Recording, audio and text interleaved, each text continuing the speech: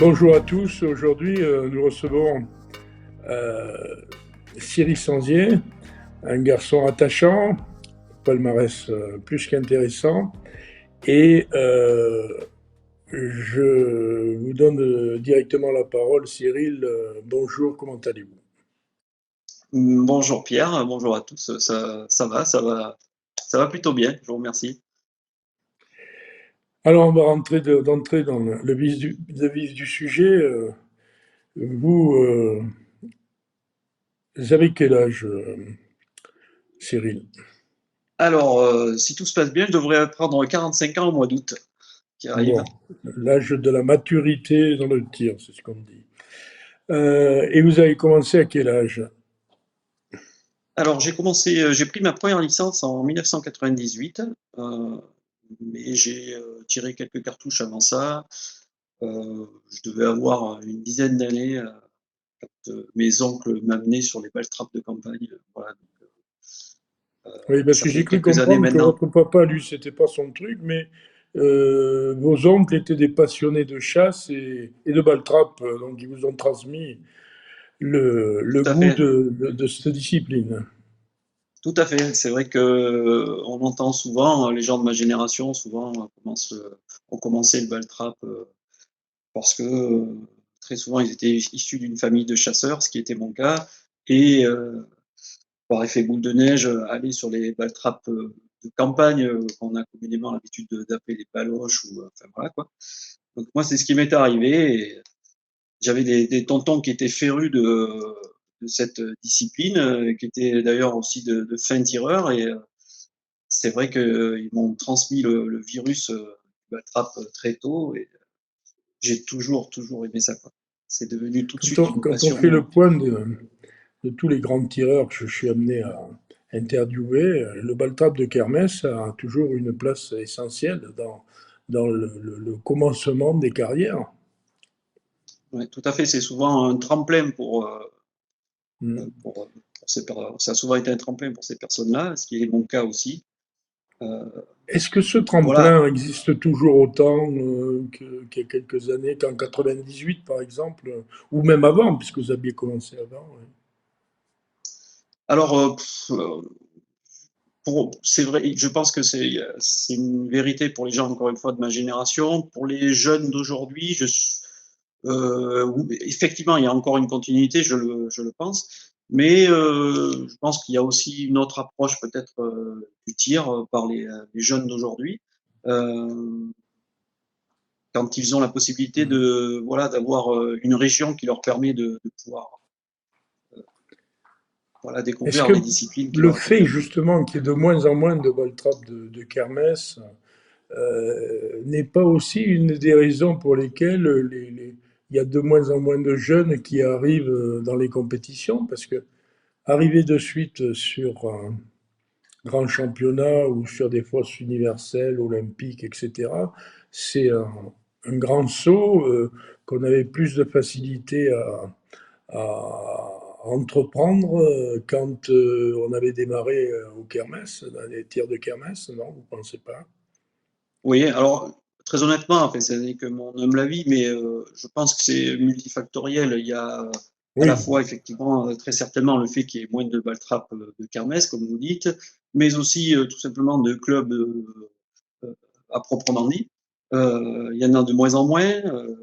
Il y a des pressions écologiques qui sont de plus en plus importantes, une pression aussi financière qui est aussi tout autant. On le voit en ce moment encore plus aujourd'hui avec les tarifs liées aux cartouches, etc. Bon, voilà. Et je pense que tout ça, évidemment, ne fait qu'impacter, voilà, malheureusement, je pense que l'on pourrait avoir, je pense que l'on a d'ailleurs un vivier, un réservoir de très bons jeunes tireurs, mais qui auront du mal à émerger dû à tous ces facteurs-là, je pense, malheureusement. Mhm. Malheureusement.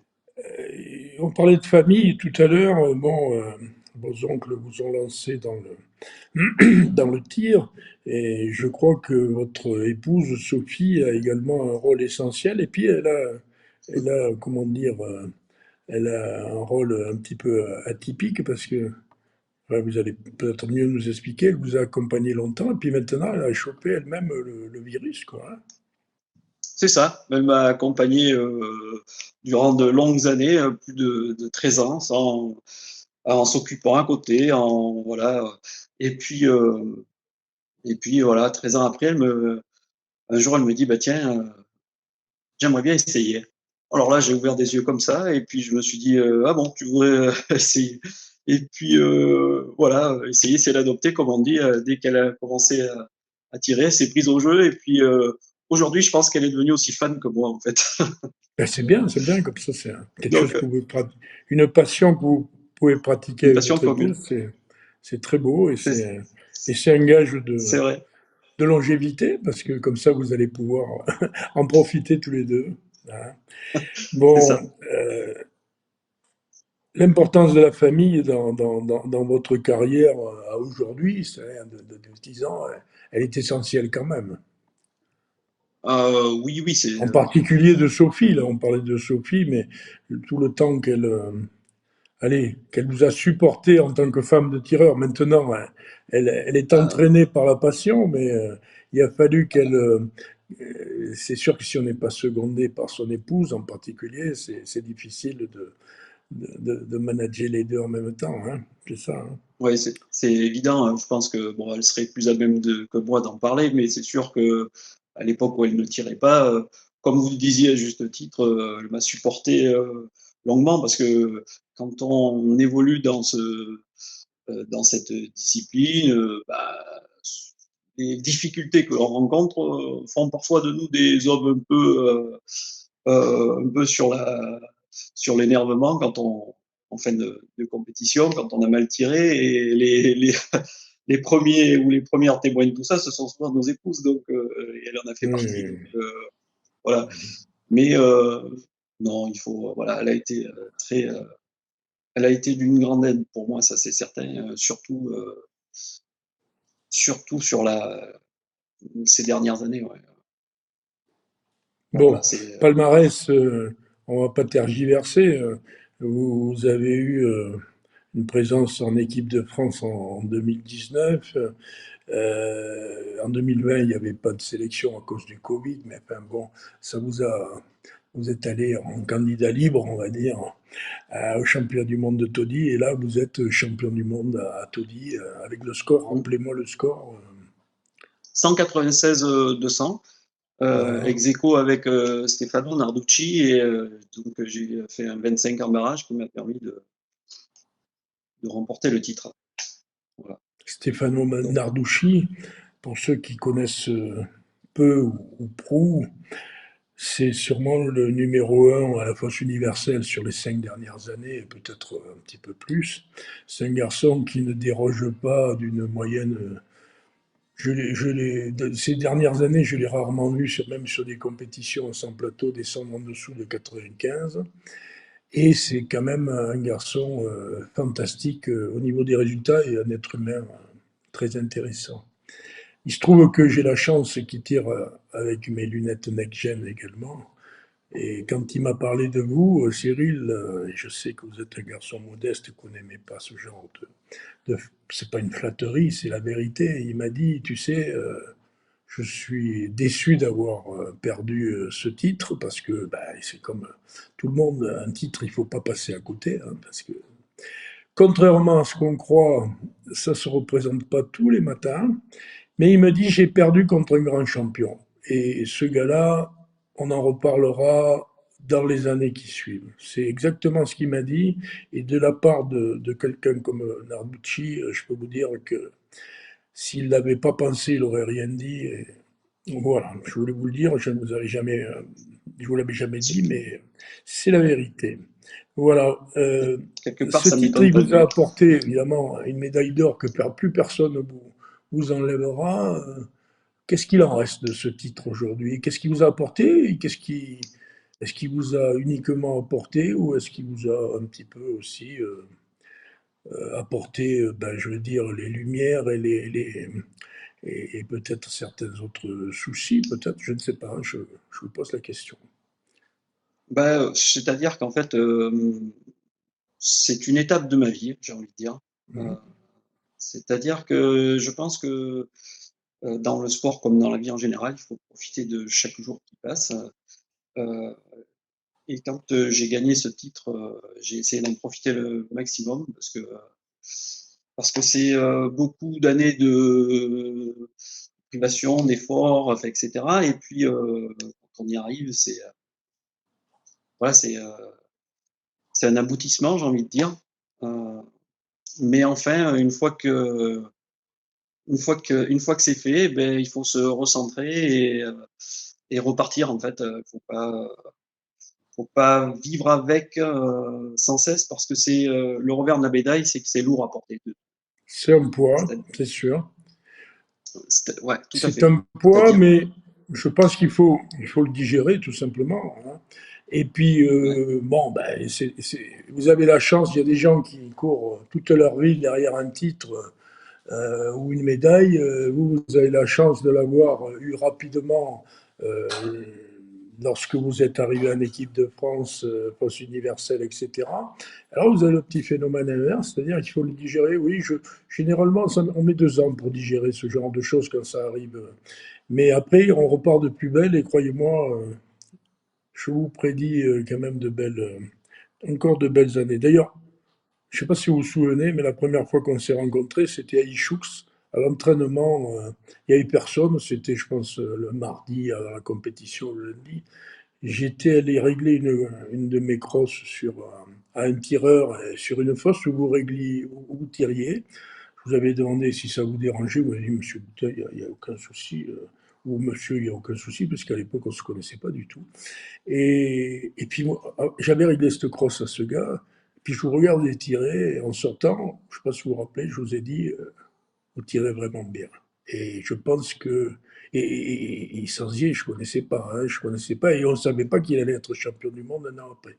Comme quoi, comme quoi bah, des fois j'y vois un petit peu clair, et je peux vous dire que aujourd'hui, vous avez un petit peu le retour de la médaille du champion du monde, mais ça va revenir très rapidement et je peux vous dire encore de manière encore plus constante. Voilà. mais Quand écoutez, j'en j'étais doute. sorti justement de cet entretien, on était directement arrivé avec Sophie qui regardait tirer, votre épouse, qui ne tirait pas encore, je crois, à ce moment-là. Et puis on avait discuté. Alors je ne sais pas si vous voulez qu'on en parle, mais il y avait quelque chose qui m'avait vraiment sensibilisé dans votre personnalité. Déjà votre gentillesse, la gentillesse de votre épouse. Mais également, on avait parlé d'un petit souci que vous aviez. Alors je ne sais pas si vous voulez qu'on en parle, mais moi ça m'avait sensibilisé parce que j'ai été confronté et je suis confronté. J'ai été confronté au même souci, de manière plus importante que vous, bien sûr, mais voilà, je pense que c'est un élément qui, compte quand même dans votre vie au quotidien et dans votre carrière, dans votre vie de tireur. Et si vous voulez en parler, je vous laisse libre cours à ce que vous voulez en Mais dire, quoi. oui, alors enfin, oui, effectivement, c'est un accident de la vie, voilà, mais c'est sûr que ça a joué un rôle prépondérant dans ma vie de tous les jours. Et je dirais, voilà, il m'est arrivé un souci de santé en 2015 où voilà, j'ai fait plusieurs crises cardiaques sans qu'on arrive à mettre un nom sur ce qui me provoquait ces crises-là. Et je suis resté comme ça pendant 2 ans à vivoter. Puis à la suite de ça, les médecins ont réussi à trouver la maladie que j'avais. Et derrière, s'en est suivi des traitements par filtration, ce qu'on appelle les dialyses, etc. Et donc, depuis plus de 5 ans maintenant, je suis dialysé. Donc, c'est sûr que quand ça m'est arrivé, je vais parler de ça vite fait, mais ce que je veux dire, ce qui est important, c'est que pour se relever psychologiquement de ça, on a besoin de toutes les aides qui sont mises à notre disposition pour sortir la tête de l'eau. Et donc, c'est quoi? Ben, c'est l'aide qui nous est apportée par la médecine, par exemple. Ça peut être aussi, vous l'avez dit tout à l'heure, eh bien, s'appuyer sur nos proches, les personnes qui nous entourent, qui nous aiment, tout simplement. Et puis aussi les plaisirs, les plaisirs que l'on peut avoir. Alors, ça peut être dans le sport ou plein de choses. Le rugby pour certains, la musculation, etc. Ben moi, c'était le ball trap. Et ensuite, je me suis donc servi du ball trap pour me sortir psychologiquement de cette affaire. Et c'est vrai que le tir m'a été d'une grande aide pour en fait évoluer psychologiquement positivement en fait euh, suite à suite à ma maladie. Et je pense que dans mon malheur, ça m'a beaucoup aidé à gagner ce championnat du monde 2 ans après. Mhm. Je pense que dans l'épreuve, vous avez ça forgé un caractère. Et puis également, comme vous dites, le côté, l'aspect tireur vous a peut-être aussi permis, dans le cadre du traitement de votre maladie et du contrôle de vous-même, peut-être aussi d'améliorer. C'est-à-dire, il y a un effet gagnant-gagnant des deux côtés qui me paraissent Tout à intéressants. En fait. tous les cas, je veux vous dire bravo parce que je sais ce que c'est qu'une dialyse et il faut que les gens qui nous écoutent comprennent bien que vous avez une double lutte et que quand vous sortez d'une dialyse, on n'en sort pas indemne et que malheureusement, il vous faut quelques jours pour récupérer. Donc, voilà, je vous dis bravo et puis voilà, la science évolue, vous savez, de jour en jour et je pense que peut-être vous aurez la chance de pouvoir trouver une solution moins fatigante et plus en rapport avec une vie normale. Mais voilà, je voulais dire que chapeau au monsieur qui réussit à tirer la quintessence du tir malgré une situation un petit peu inconfortable. Et je vous dis bravo. Voilà. On parlait de sport. Vous avez pratiqué d'autres sports dans la jeunesse? Oui, gamin, je joue au football et puis ensuite je me suis mis au rugby. J'ai joué jusqu'à l'âge de 30 ans passé au rugby. À Brive? Alors un petit village à côté de Brive. Non, j'avais pas j'étais pas assez doué pour jouer au CAB, mais euh, dans un petit village à côté, voilà, où ça m'allait très bien, où j'avais bien ma Et place et comment où il j'ai s'appelait passé le de village? très Parce bons que moments. comment il Varetz, s'appelait? voilà. Varetz, c'était le village de Varetz. Voilà. C'est des zones d'ailleurs où le rugby à 15, enfin, rugby à 15, oui, pas le jeu à 13, mais le rugby à 15, c'est des fiefs, quoi. C'est des endroits Ah où oui, c'est passionné, quoi. voilà, il y avait des sacrés derbies, puis c'était un mode de vie en fait, puis c'était surtout une école de la vie en fait. Voilà, Oui, oui, oui, oui. donc Puis oui, de la vie et des rapports humains. Des rapports humains, oui. voilà, tout à fait. On apprenait beaucoup de choses et bien plus que le rugby, donc c'est vrai que Oui, voilà, oui. c'est de très Vous belles continuez années. à vous entretenir, on va dire musculairement. Vous avez, à Alors, travers tout ce qu'on vient de dire, vous trouvez quand même le temps de vous alors entretenir un petit peu. c'est de toute façon pour moi c'est essentiel, mais j'ai presque envie de dire de toute façon c'est un usage thérapeutique maintenant.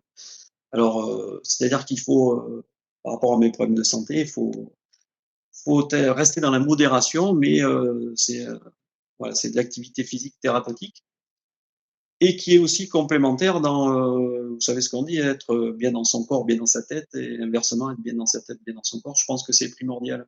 Voilà. Et euh, ça n'est que positif pour un tireur. Ça Quel est m'a votre aussi club beaucoup aidé. ah, pardon, excusez-moi. Quel est Je vous en prie. le club dans lequel vous avez votre licence ou pratiquez? C'est quel club? Donc, je suis licencié au BTC Choussois, qui depuis peu est devenu donc le stand fédéral. Mhm. Euh, donc, voilà, mais je suis licencié depuis 2 ans maintenant, enfin depuis 3 ans maintenant dans ce club. Et j'ai fait tout le début de ma vie de tireur, on va dire, dans un petit club de Dordogne qui aujourd'hui est malheureusement fermé, euh, à Borez, ça s'appelait Borez. C'était Oui, oui. un, un C'était superbe pas un stand à 4 monsieur. fois 5. Alors, Borez, est-ce que c'était pas monsieur Lucas qui tenait ça? Exactement. C'était Monsieur Moi, Lucas, j'ai donc connu le père, père qui tenait le Lucas stand. et le Oui. celui qui était le fils de Lucas, mais qui doit avoir un certain âge aujourd'hui, qui était un très Jean-Michel, très bon tireur en équipe de France, mais un plus qu'excellent tireur, hein. tout à fait. Il C'est tire d'ailleurs toujours, lui. Lucas? Non, Jean-Michel a Non? arrêté. Voilà, maintenant je pense qu'il doit s'approcher, il doit avoir une dizaine d'années de plus que moi, je pense, quelque chose comme ça. Et non, il a bon, malheureusement arrêté, mais c'est vraiment dommage parce qu'il avait beaucoup de qualité. Bon, après, il avait aussi Non, une le vie et stand que son papa ses avait raisons. construit, c'était dans leur propriété. Je pense me Tout à fait. rappeler, j'y suis allé tirer moi, dans les années 90 ou 80 même. Et il y avait quatre fosses ou un truc comme ça. Quatre Euh, fosses olympiques. Non, oui, pardon, il y voilà. avait quatre fosses, dont trois fosses Oui, oui, olympiques, oui, oui, je me rappelle. Oui, donc c'était, oui, oui. voilà, ça rejoint un petit peu ce qu'on disait tout à l'heure. On avait beaucoup plus de facilité à cette époque-là de pouvoir pratiquer la fosse universelle ou la fosse olympique parce que un petit peu partout en France, on avait cette offre-là Oui, oui, bien sûr. qui nous était permise. Et aujourd'hui, quand on voit la difficulté que l'on a dans certaines régions, comme la mienne d'ailleurs, pour aller tirer à la fosse universelle, Ouais, je ne parle même pas de l'olympique. C'est vraiment ouais. dommage, mais c'est comme ça. Alors bon, c'est vrai que dans votre région, on va dire, vraiment localement, vous avez sûrement des soucis, mais dans votre malheur, en faisant quelques centaines de kilomètres, ou peut-être pas quelques centaines, mais un petit peu de kilomètres, vous êtes dans le sud-ouest et ça reste une région où il y a encore des stands et des possibilités de tir qui n'existent plus dans beaucoup d'autres régions quand même. Ouais, Alors je sais bien que c'est facile à dire de faire Brive et Choux, mais Choux, Cestas, euh, comment elle s'appelle, Pompier, je ne sais plus, Sort, etc. Vous avez encore dans le sud-ouest des possibilités de tir régulières, aussi bien à l'entraînement qu'en concours, sur des ouais, stands qui veulent encore dire quelque chose. Mais je voulais revenir un petit peu plus sur Ishoux parce que Ishoux c'est quand même un stand superbe, quoi. C'est vraiment je présume que si vous êtes allé à Ichouk, c'est pour une histoire d'ambiance, d'amis ou d'équipe, mais c'est tout à aussi fait. avant tout peut-être un des plus beaux stands du monde à la fosse universelle. Tout à fait. C'est pour moi à la fosse universelle. Vous avez raison de le préciser. Aujourd'hui, pour moi, c'est vrai que c'était le stand, c'était la référence qui nous était proposée. Bon, aujourd'hui, c'est toujours le cas, mais pourquoi je parle à l'imparfait, c'est parce que bon, ben, voilà, tout le monde sait que ça a été racheté ça a été, pardon, c'est devenu le stand fédéral, pardon, et que beaucoup de choses en ce moment évoluent et devraient être encore plus embellies puisqu'on aura la possibilité ensuite de faire et de pratiquer toutes les disciplines relevant de la FLVT, donc ce qui est euh, voilà, ce qui est plutôt une bonne nouvelle, je dirais. Donc, On va être optimiste, on va dire, on attend de voir, mais effectivement, avec un outil pareil, 8 fosses en ligne. Aujourd'hui, ce qu'on sait, c'est que du premier appareil au dernier appareil, tout marche du feu de Dieu avec des appareils Laporte qui sont merveilleux, entretenus, et c'est vraiment un des fleurons. Euh, enfin, je veux dire, on peut recevoir des tireurs étrangers sans avoir honte, avec autour du Choux des infrastructures hôtelières, le long de la côte atlantique, le bassin d'Arcachon, tout à fait. Mm, etc. Non, il y a vraiment un bel ensemble et je trouve que vous avez fait un bon choix en trouvant tout à fait. en prenant la licence J'ai là-bas. toujours, mm, j'ai toujours adoré. Ça a toujours été quelque chose qui relevait du rêve pour moi. Voilà, j'ai toujours adoré ce club, ainsi que vous l'avez cité tout à l'heure aussi, le club de Cestas que j'adore aussi. Oui, C'est oui, un oui, il y a très bel ce endroit qui est, aussi. ce qui est très très beau à Cestas, c'est les bénévoles qui sont là, qui font un travail, l'organisation, les Extraordinaire, bénévoles. tout à Non, fait. chapeau, oui, oui, oui, vous avez.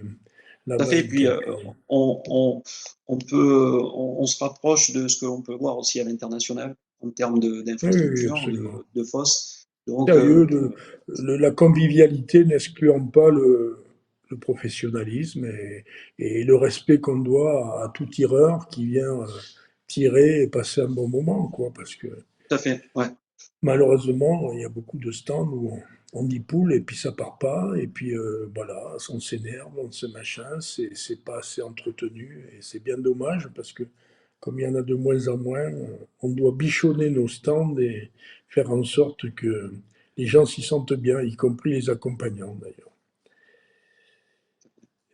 Vous avez tiré à l'international et vous tirez, vous allez encore tirer prochainement, on en parlera tout à l'heure, mais comment vous voyez la place du tir français dans l'échiquier international? alors, comment dirais-je, je, malheureusement, bon, après voilà, il faut pas être pessimiste, il faut toujours avoir une touche d'optimisme, toujours voir le verre à moitié plein plutôt qu'à moitié vide, mais force est de constater que, comme on a abordé un petit peu le sujet tout à l'heure, euh, que voilà, devant nous, on a des difficultés de plus en plus importantes, et qu'elles soient d'ordre financier, écologique, plutôt peut-être ce sont des difficultés ou des défis peut-être à relever.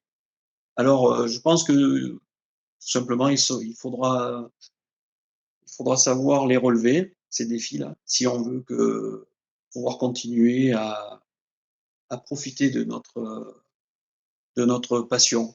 Mais je pense que c'est un enjeu important parce qu'on a un tournant, justement. J'ai l'impression qu'on arrive à un tournant de notre sport. Et d'ailleurs, bon, après, je m'avance un peu en disant ça, je ne connais pas les tenants, les aboutissants, mais si aujourd'hui nous avons un stand qui devient un stand fédéral, je pense que c'est une première, mais sans doute une bonne initiative. Et, mais je pense que le défi sera beaucoup plus important que ça. Et en Oui, France, si je vous résume, vous voyez plus le tir en se concentrant sur des stands plus importants, peut-être un peu moins nombreux, mais plus importants, où on mettra les moyens de se retrouver d'un point de vue écologique, bruit, etc., avec des situations mieux adaptées et qu'on s'adapte aux conditions du moment, quoi. alors, pour être, voilà, pour être tout à fait franc, ce que je pense, c'est que malheureusement, les défis seront si importants que, premièrement, la culture du tir français, en fait, n'étant pas ce qu'elle est, par exemple, comme quand vous allez tirer en Espagne ou en Italie, vous voyez vraiment une différence de culture du tir qui n'est pas du tout celle de la France. Déjà, vous avez une culture très profonde italienne pour le tir, espagnol, c'est la même chose. En France, c'est complètement différent. Et ceci étant dit, je pense que ça sera très compliqué pour les petits stands de faire face à tous ces défis. Et Oui, mais j'ai bien compris. donc, par définition, effectivement, les grosses structures pourront continuer, je pense, si elles savent Auront plus de moyens pour respecter les continuer. normes. Tout à fait, tout à fait. Alors, je ne sais Malheureusement, pas je si pense c'est qu'on une en est là. spécificité française, parce que vous savez, à l'étranger, y compris les grands pays du tir que vous avez cités, ils sont au moins aussi ennuyés que nous au niveau des conditions qu'on leur impose au niveau écologie, au niveau bruit, au niveau de beaucoup de choses. Mais effectivement, comme il y a un petit peu plus de tireurs, ils ont peut-être un peu plus les moyens de pouvoir répondre à ces demandes de manière positive, parce que bon, récupérer le plomb c'est bien, les filets, mais il faut savoir que c'est cher, hein, que ça, donc il va falloir effectivement regarder ça de plus près. Alors, ma question était, j'ai- j'ai- parce que au niveau des risques, etc., je pensais aborder un petit peu plus tard, mais ma question c'était plutôt si on tient compte de ce que vous avez dit, il y a moins de tireurs, etc. Moi, je m'aperçois quand même que les tireurs français se défendent pas mal. Quand je dis pas mal, plutôt mieux que les autres pays, y compris les grands pays du tir. Bon, alors, je veux dire, attendez, loin de moi l'idée de dire que les Italiens sont moins forts que nous à la fosse olympique ou que les grands tireurs espagnols actuels qui sont pas bons, alors que c'est les meilleurs du monde aussi. Mais et je me trouve que, bon, par exemple, si on prend l'universel, vous aviez votre ami Rouillère qui avait été champion du monde l'année avant vous. L'année d'après, il y avait eu Monsieur Vasseur pour Cédric Vasseur. voir Aïchoux. Vous, Ouais. derrière, mine de rien, vous avez fait le triplé, voilà, et on n'est peut-être pas on n'a peut-être pas fini, on est en 2022, peut-être sait-on jamais ce qui peut arriver. Donc moi je trouve que les tireurs français se défendent pas trop mal malgré le fait qu'on est Mais, moins nombreux. Hein, mais je pense que moi, je pense que c'est pas, d'ailleurs, la preuve, c'est pas incompatible du tout, mais je pense que c'est deux choses différentes. Il y a, je pense qu'il y a, voilà, comme vous l'avez dit, un réservoir, un vivier de très bons tireurs en France qui pourront ou pas émerger, mais ça, après, c'est l'avenir qui le dira. Euh, et à côté de ça, il y a aussi la culture qui, pour moi, n'est pas la même. Vous voyez, c'est-à-dire qu'en fait, prenons l'exemple de l'Italie, ouais, vous avez des cultures, des écoles de tir où on met des minots de 12 ans, on leur apprend à tirer, etc., etc. On commence à, enfin, je veux pas dire que ça n'existe pas en France, mais c'est très, il faut relativiser quand même les choses, c'est très compliqué. C'est très compliqué et donc euh, c'est assez lointain de ce que l'on peut retrouver quand même en Italie. Mais comme vous le disiez, à juste titre, c'est pas incompatible avec toutes les étoiles qui brillent dans notre pays oui, oui, au niveau du tir, génétiquement, parce on va que dire que le tireur français a des aptitudes, alors que ce soit à l'universel, au DTL, tireur aux hélices, là récemment, ils ont eu des résultats sensationnels là, au niveau du championnat d'Europe. Force olympique, on a ça fait, des oui, jeunes championnes du monde de force olympique junior, Clément Bourg qui l'avait ça fait, été également. Puis l'équipe de France, que ce soit les dames, au ski, c'est remarquable. Vous vous rendez compte, au ski, il n'y a plus ouais, beaucoup de ouais. tireurs. Mais entre Lucie Anastasio, je vais me faire des ennemis parce que je connais pas, enfin je vais oublier des noms, mais moi évidemment, il y a Emmanuel Petit qui tire sur nos couleurs, mais il y a également Delaunay qui est un Delaunay, oui. des très grands tireurs mondiaux. Il y avait jusqu'à présent. Enfin, il y a un nouveau tireur, là, je m'en excuse, je ne me rappelle plus son nom. Le jeune, je crois il s'appelle Le Jeune. Et puis, Oui, le jeune, oui, tout à fait, oui, qui il y a était un Sophie qui est à côté Cestas, de ouais. moi, qui a une meilleure mémoire que moi, mais comment il s'appelait, comment il s'appelle d'ailleurs, il s'appelait pas, il s'appelle, qui est du sud, là, qui tirait le Terrasse, titre. Anthony Terrasse. Terrasse, Anthony Terrasse, tout ça, Ouais. c'est merveilleux parce que quand on calcule le nombre de tireurs les résultats par rapport, c'est exceptionnel, quoi. Franchement, c'est exceptionnel. Oui, tout à fait, oui, ça fait, puis ça fait taire les mauvaises langues parce que, non, vous avez raison de le préciser, on pourrait citer beaucoup d'excellents tireurs, que ce soit à la fosse Ah oui, olympique, à oui, la fosse universelle, on a un réservoir d'ailleurs, et puis on le voit, que ce soit dans les jeunes ou les moins jeunes, ils sont toujours présents en fait. oui. Ouais, C'est oui. vrai qu'on pourrait passer du temps à Oui, en non, citer et en énumérer plusieurs. Hein.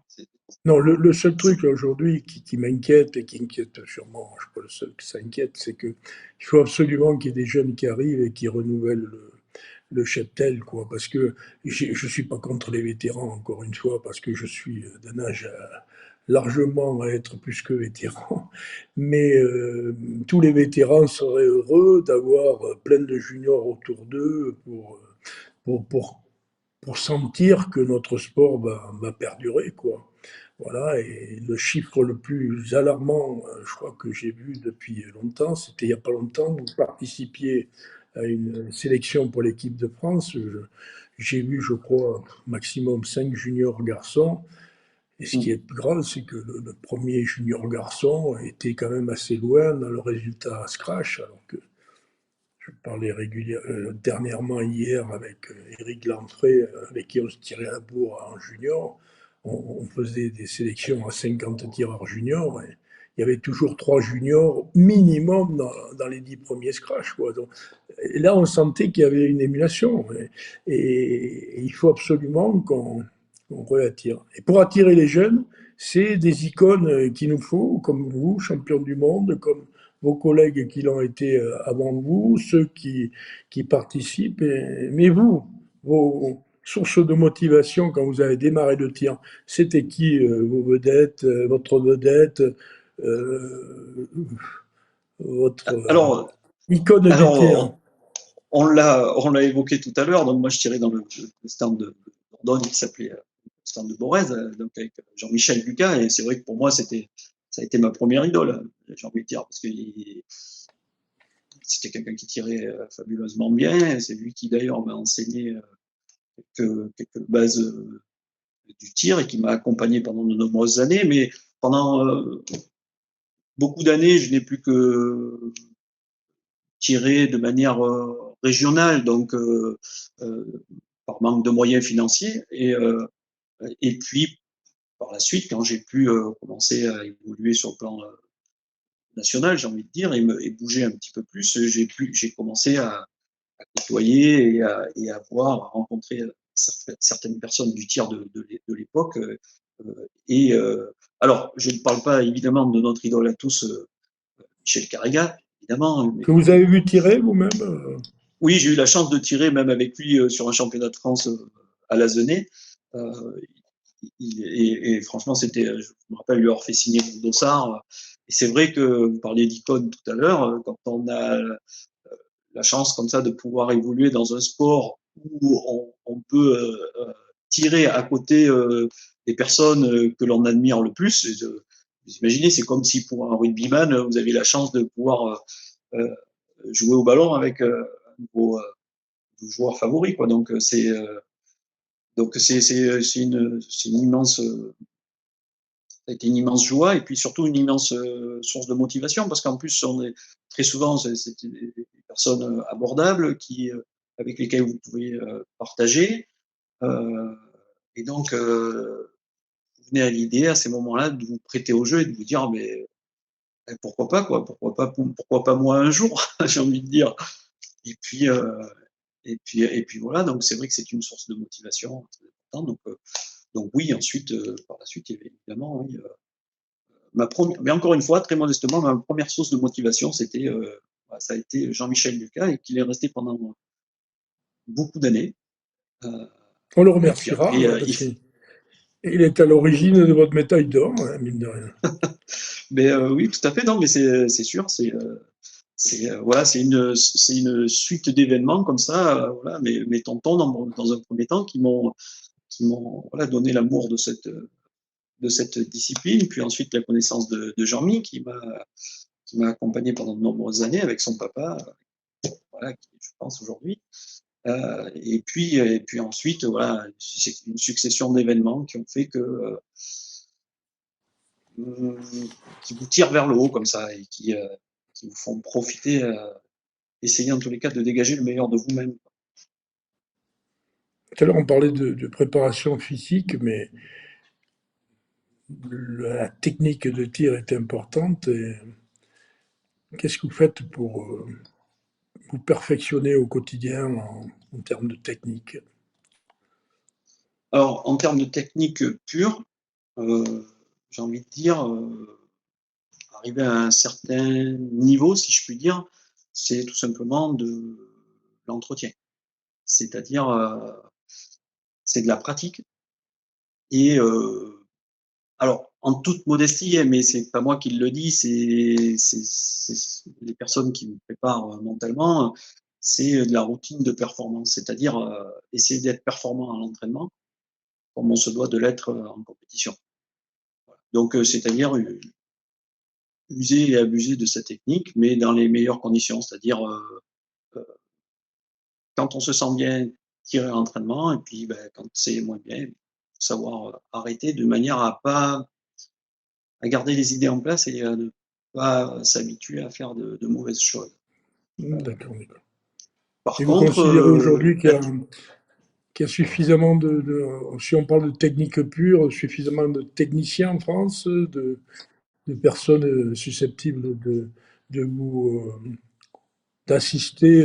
Alors, il y a évidemment la formation des jeunes, des nouveaux hein, arrivants, mais il y a également l'encadrement du haut niveau, quoi, ou le perfectionnement de ces plateaux qui, mis bout à bout, sont de plus en plus importants, plus le niveau s'élève, quoi. Hein. alors, personnellement, je ne peux que parler de la fosse universelle, hein, Oui, puisque mais c'est la c'est pour ça discipline que que je je vous pratique. interviewe à vous, Cyril. Et non, mais ce que je veux dire par là, c'est que je ne peux pas parler de l'encadrement, par exemple, qui peut exister à la fosse olympique, puisque je ne le connais pas. Mais à la fosse universelle, oui, c'est vrai que on est souvent livré à soi quand avant de rentrer en équipe ou voilà de décrocher un écusson, mais à côté de ça, quand vous arrivez en équipe, par contre, je trouve que vous avez quand même vous bénéficiez d'un cadre plutôt remarquable. Et là, je pense à l'accompagnement que peut vous amener Michel Alves, par exemple, dans les déplacements, et surtout à l'accompagnement qui vous est offert par le médecin Richard Saint-Germain, et qui, du côté préparation mentale, vous apporte énormément de choses. D'ailleurs, on peut le voir sur toutes ces publications, tout ce qu'il tout ce qu'il Oui, oui, tout ce j'ai qu'il lu. comment dire, je participe à C'est un faire garçon qui sur le écrit des magazine du choses, Baltrap. enfin, qui fait pas, Donc ça, c'est qui arrive, qui tout réfléchit. à Ouais, fait. ouais. Et quand et si on a la chance de pouvoir aborder cette personne-là, il faut surtout pas hésiter parce qu'il est d'une très grande aide psychologique Oui, bien sûr. Ouais. Et dans j'ai le vu milieu qu'il du était, tir. en particulier, c'est l'année dernière, je crois qu'il y avait un champion d'Europe à Ixaux, oui, je crois que c'est l'année dernière. J'ai vu le médecin, Monsieur Saint-Germain, c'est ça?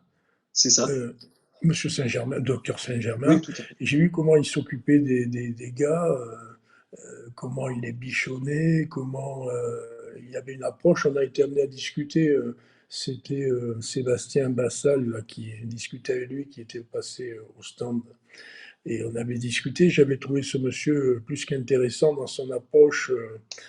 Il est remarquable, En hein. particulier son adaptation, si vous voulez, d'un certain nombre de principes au tir qui me paraissent intéressants. Puis je voudrais également revenir sur ce que vous avez dit. Je crois qu'il va être surpris d'ailleurs que je le dise, peut-être, mais j'apprécie beaucoup Michel Alves pour son encadrement et son attachement au tir et la façon qu'il a de s'occuper de ses tireurs.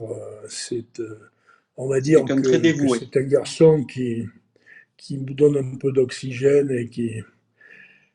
et qui montre aussi que on peut faire autre chose que se regarder le nombril et en s'occupant des autres, on peut aussi prendre beaucoup de plaisir. Et Tout à fait. effectivement, Très c'est dé... quelque chose. C'est quelqu'un qui respire le plaisir qu'il a de s'occuper des autres et surtout dans le domaine tir.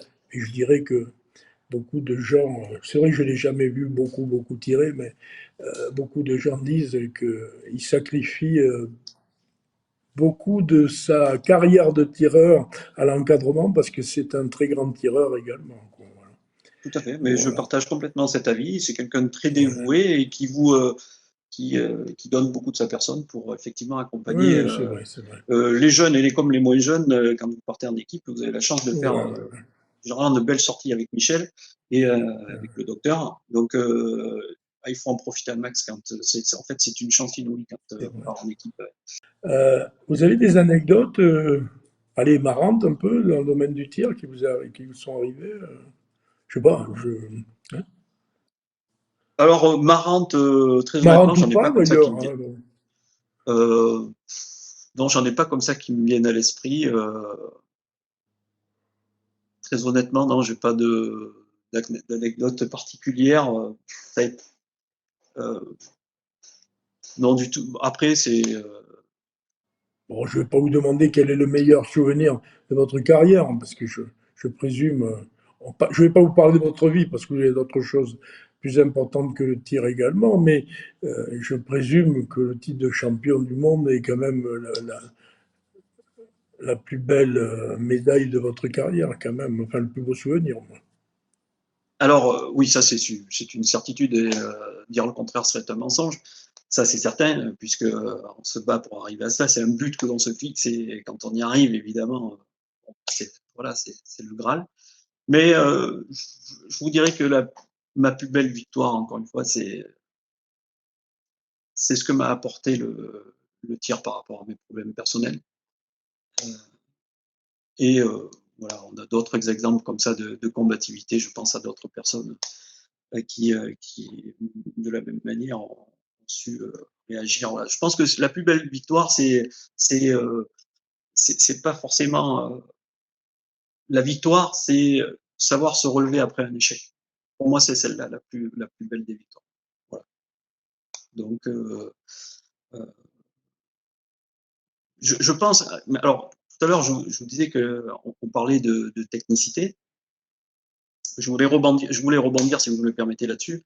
On parlait d'aptitudes psychologiques et de l'aide que pouvait nous être apportée par le médecin Richard ou Michel. Mais en termes de technique pure, il y a aussi l'aspect mécanique euh, qui nous est offert. Et j'aimerais aussi aborder cet aspect-là, c'est-à-dire que il y a évidemment le tireur, mais il y a aussi l'arme.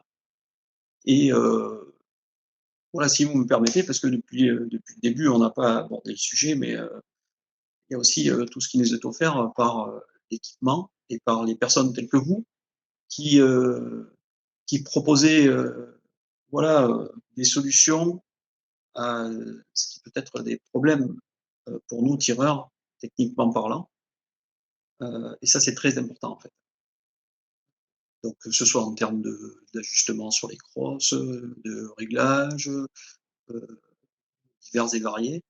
Et ça, c'est très important parce que si vous êtes prêt psychologiquement, mais que techniquement, vous êtes défaillant parce que l'arme ne vous correspond pas, vous ne ferez rien. Et inversement, si vous êtes prêt techniquement, parce que vous avez tout bien réglé et que tout vous correspond bien, mais que psychologiquement, vous n'êtes pas présent, c'est pareil, vous n'arriverez pas au bout. Donc, il n'y a que la combinaison des deux qui peuvent vous faire gagner. Donc voilà, je voulais juste rebondir là-dessus et pour terminer sur la question que vous m'avez posée tout à l'heure, je pense que c'est un aspect, c'est primordial quoi, pour réussir dans le tir. Oui, comme dans tous les domaines, je pense que le bon ouvrier doit avoir les bons outils. Alors, il n'y a pas qu'une seule marque d'outils pour avoir quelque chose de très bon à sa disposition, mais effectivement, il faut quand même que les outils, c'est volontairement que j'emploie le terme d'outils, qu'on se donne les moyens d'avoir les résultats et d'optimiser ces résultats. Quoi. Voilà.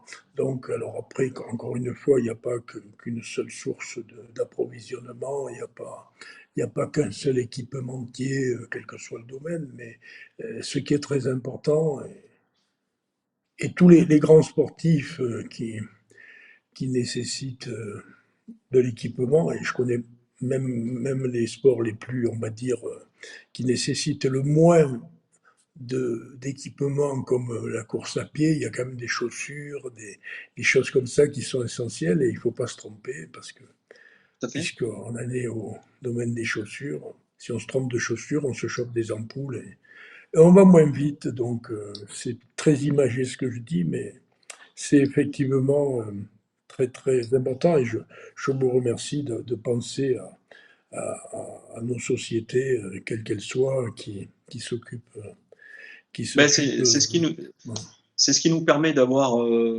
ça nous permet aussi d'avoir la confiance en soi, c'est quelque chose de primordial pour performer.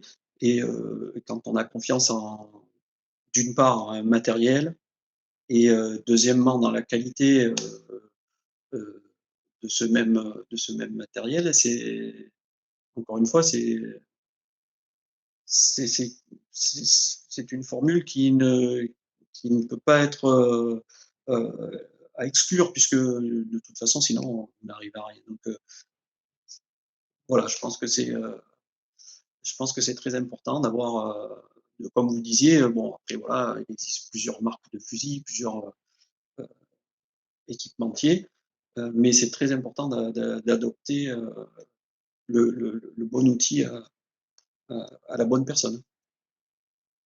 Et je pense que vous êtes d'ailleurs métronome en la matière, parce que le matériel, il n'y a pas de souci, mais j'ai pu en tous les cas vérifier ensuite, comment dirais-je, votre main experte sur le réglage de ce matériel. Et franchement, j'ai été bluffé euh, par vous et votre équipe.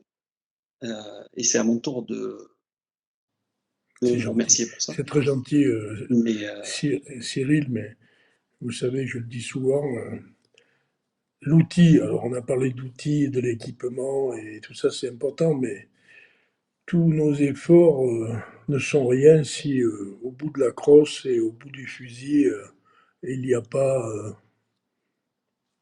l'excellence du tireur hein, qui fait quand même toujours la différence. Quoi, voilà. Donc, beaucoup d'humilité, comme j'ai dit dernièrement, une interview que j'ai fait un de vos collègues tireurs, mais qui n'est pas encore passé.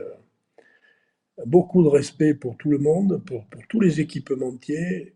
La seule chose qu'on demande de nous, moi personnellement, je dois le dire parce que je suis un garçon sensible malgré les apparences, c'est en retour aussi du respect et de ne pas entendre des bêtises gratuites. Et là, je le dis uniquement, je l'ai déjà dit et je vais me répéter dans l'interview que j'ai fait la dernière, en France, parce que à l'étranger, dans de nombreux pays, on nous réclame. Je vais personnellement dans des pays très éloignés, non seulement pour les crosses, mais pour parler technique de tir. Et je ne vais pas m'étaler là. Il y a des pays où on est très fort, on est numéro un dans tous les domaines, comme par exemple l'Australie. Et quand des fois il y a des méchancetés qui sont dites, je ne veux pas être négatif surtout, mais ça, ça nous touche, quoi. Ça touche ma famille, ça touche ma fille qui s'implique et qui est directement l'avenir de cette société. Et je suis gêné que ce soit en France que ça se dise, mais sachez simplement que on est largement remboursé par la relation qu'on a avec des tireurs comme vous, comme d'autres, qu'on assiste, on ne peut pas assister tout le monde, mais autant que faire se peut, et que quand la, l'occasion m'est donnée de pouvoir aller sur un pas de tir, sachez simplement que pour moi, c'est même pas du travail, c'est du plaisir, et qu'aujourd'hui, je ne peux plus tirer pour de multiples raisons inhérentes à des soucis de santé que j'ai eus et que j'essaye de. Mais que mon plaisir à moi, c'est de voir mes tireurs sortir en faisant des beaux scores, des beaux 25, et je prends autant de plaisir à voir les autres et à faire en sorte que les autres tirent bien que de tirer à l'époque où je tirais moi-même. Voilà. Et l'inverse est vrai, c'est-à-dire que j'arrive à me rendre malade parce qu'il y a un tireur qui tire mal et je me dis, mais non, non, et ça me rend comme si c'était moi qui tirais. Voilà, bon, on arrête avec ça, mais je voudrais parler de vos objectifs. Vos objectifs, parce que là, maintenant, on rentre dans le vif du sujet de la saison. On commence à avoir certaines certitudes au niveau, comme vous disiez, au niveau des équipements. Et vous avez des objectifs. Alors, c'est quoi ces objectifs? bah, vous savez, c'est comme il y a un dicton qui dit, même si je ne bois pas de bière, euh, après avoir bu une bonne bière, qu'est-ce que t'aimerais faire? Ben, simplement en boire une deuxième. Ben, pour ma part, c'est la même chose, c'est-à-dire que c'est quoi mon objectif? Comme je vous l'ai dit, j'ai gagné un titre. Bon, ça serait d'en gagner un deuxième. Voilà. Donc, comme je vous l'ai dit tout à l'heure, il faut pas vivre avec le passé, il faut vivre le moment présent. Et donc, euh, comme tout tireur qui se présente à un championnat du monde, un championnat d'Europe ou un championnat de France, Bien sûr, son bien sûr. objectif, c'est de faire de son mieux dans un premier temps et pourquoi pas de remporter ce titre. C'est tout simplement, c'est tout simplement ça mon On va dire objectif. que là, il y a le champion de France prochainement, il y a, mais coïncidence ou pas, il y a Todi, et le titre, vous l'avez remporté à Todi aussi, on ne sait jamais, c'est peut-être un signe du ciel que les planètes s'alignent à nouveau sur le même stand, etc. Pourquoi pas? En tous les cas, c'est tout le malheur que je vous souhaite, et je sais que dernièrement, on a eu plus on va dire, de relations techniques que ce que nous avions eu avant. Et je pense que on commence à trouver le chemin d'une lumière qui va, je pense, continuer à s'intensifier dans la saison. Voilà. Euh, Est-ce que vous avez des choses là, maintenant on commence à avoir avancé pas mal dans l'entretien. Est-ce que vous avez des choses qu'on aurait omis de dire et que vous souhaiteriez préciser maintenant? Bon, je pense qu'on a fait un petit peu le On a tour, fait un petit peu le tour, oui. Non, non, c'est pas on a fait un petit peu le tour. une Mais obligation de trouver absolument quelque chose. Mais je pense qu'effectivement, on a fait un tour assez complet du. Allez, je voudrais juste revenir sur les jeunes. Euh, Vous allez me dire que vous êtes obsédé par ça, mais c'est vrai que j'aimerais qu'on essaye de faire avancer les choses. Allez, un jeune qui arrive aujourd'hui, qui est dans la situation où vous étiez bien avant 98, là, quand vous avez démarré, vous aimeriez lui dire quoi? Pour que un jour, il ait la chance de devenir champion du monde lui-même de poste universel. que rien n'est impossible. Que, en fait, il suffit d'y croire, d'avoir confiance en soi et de surtout le ball trap est un sport dans lequel on ne perd jamais. C'est ça qui est fantastique dans cette discipline, c'est que où l'on gagne, où l'on apprend. Et c'est pas comme un combat de boxe ou un match de rugby où deux équipes évoluent l'une contre l'autre, où un boxeur se défie face à un autre. Le ball trap, en fait, seule personne avec laquelle on se bat, c'est soi-même. Donc, je pense simplement qu'avec les bons outils, encore une fois, et les bons moyens psychologiques, chacun est capable de pouvoir tirer le meilleur de soi-même. Et pourquoi pas, tout comme moi, d'arriver à décrocher le Graal. Donc rien n'est impossible, il suffit d'y croire. Et le ball trap nous laisse cette possibilité là. Donc voilà, le message que j'adresserai Ne aux rien jeunes. lâcher aussi, ne rien lâcher. Ouais. Croire en ses rêves, en Parce fait. que, Voilà. parce que le tir, c'est l'école de la modestie. Avant de gagner, il faut savoir perdre. Et savoir perdre, c'est pas donné à tout le monde, mais quand on a des petits soucis, on va dire de entre guillemets sportivité, il faut dire aux jeunes, eh bien, acceptez la défaite, comme vous avez dit. Euh, Enseignez-vous prenez expérience sur vos échecs pour les futurs succès que vous allez obtenir si vous vous en tenez. Alors, allez, j'en rajoute un peu, c'est pas spécial aux jeunes. Je voudrais faire passer un message aux, aux parents de jeunes aussi. Vous voyez. C'est pas en disant à son gamin, t'es le plus fort, t'es le meilleur, tu vas être champion, tu sais, regardez mon fils, regardez ma fille, etc., qu'on améliore les choses. Au contraire, on peut donner à son enfant une charge d'émotivité supplémentaire qui vont faire que, ne serait-ce que pour faire plaisir à papa ou à maman, on a un surplus de pression. Pourquoi pas également le développement d'un ego un peu surdimensionné qui peuvent être à l'inverse de...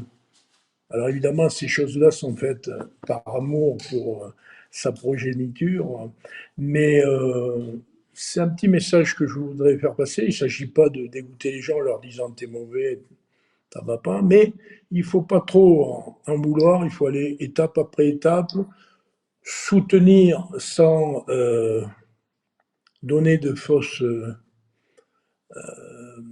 espérances, etc. Et les choses arrivent par le travail et par l'acceptation d'un certain nombre de choses. Voilà. Alors, ce que je dis pour le trap, c'est vrai pour tous les autres sports, parce que en France, on est champion du monde des champions du monde de jeunes. Je pense au tennis, je pense à plein de sports, au cyclisme, etc. Des gars dont on dit à 17 ans, 18 ans, ceux-là, et ils sont tout souvent les meilleurs des juniors, les meilleurs, et ils ont des difficultés. Et ça, je crois que c'est en partie en raison de l'encadrement, on va dire, direct. Voilà. Bon, petit message au passage, mais important, je pense. Cyril, maintenant, c'est à moi de vous remercier d'avoir accepté cet entretien. Je vous dis merci en mon nom, au nom de ma famille, au nom de Sophie. Alors, je parle de ma Sophie à moi, et je fais un gros bisou à votre Sophie à vous, qu'elle continue à vivre sa passion avec vous et de vous soutenir dans les bons et les mauvais moments comme elle le fait. Je vous remercie au nom de la team Shootov parce que, bon, vous avez intégré, il n'y a pas tellement longtemps, hein, la team Shootov à travers notre cross Smart qui vous va ravir. Petit C'est ce que j'allais message, dire. ce matin, on a parlé de votre fusil DT11 et que la poignée que je vous ai fait pour le 694 est déjà en cours de réalisation pour le DT11. Et je voudrais en profiter pour remercier la société Beretta de vous avoir autorisé de tirer avec ma crosse sur leur fusil, leur merveilleux fusil, merveilleux fusil, que ce soit les 694, les DT11, etc. À travers Beretta, remercier Monsieur Eric Eric Pétric, Mazodier. Pierrick, Pierrick. excusez-moi, Pierrick, Pierrick euh, Mazodier. Mazodier, qui nous aide beaucoup, Michel Enrol-Jolras, qui est un garçon que je connais depuis malheureusement pour tous les deux, des décennies, je pense depuis plus de 50 ans. Également, remercier Monsieur Mordefroid, qui, je sais, est un de nos Paul. fervents supporters concernant notre cross et qui nous a permis de continuer, que vous continuiez à utiliser la cross. Merci à tous. Et puis, voilà, je, je, je suis heureux qu'on puisse avoir l'opportunité de prouver que notre association, non pas de malfaiteurs, mais de bienfaiteurs dans cette entreprise, pourra aboutir à des résultats fantastiques qui, je vous l'assure, me feront plaisir comme si c'était moi qui les obtenais directement. Voilà. Merci J'en suis encore, convaincu et Cyril. le plaisir sera partagé. Merci à vous, Pierre, surtout, et merci à toute l'équipe.